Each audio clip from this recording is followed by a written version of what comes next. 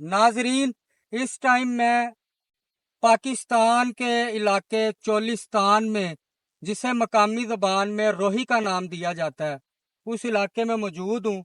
इस इलाके में एक ख़ास किस्म का पौधा बड़ी तादाद में पाया जाता है, जिसे हम मकामी ज़बान में अक का पौधा कहते हैं। तो अगर मैं आपको दिखा सकूं तो इस वक्त इस अक के पौधे का जो फ्रूट है वो मेरे हाथ में मौजूद है, और इसके अंदर से ये इसका बीज निकल रहा है। और अगर मैं ज्यादा क्लोज करके आपको दिखा सकूं तो ये वही चीज है जो हमारे घरों में छोटे बच्चे पकड़ के, हम खुद भी बचपन में इसे पकड़ के इससे खेला करते थे। इसे हम आमतौर पे माई बुड्ढी या अम्मा बुड्ढी का नाम देते थे। तो ये इसका फ्रूट है।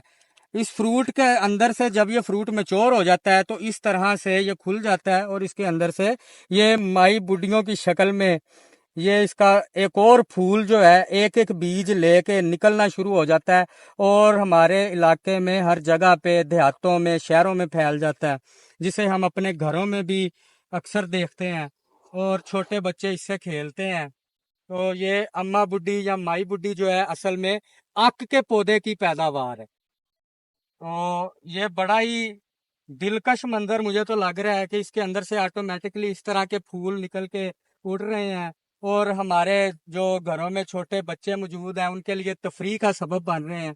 उसके अलावा ये पौधे बहुत सारी अद्वियात में भी इस्तेमाल होते हैं,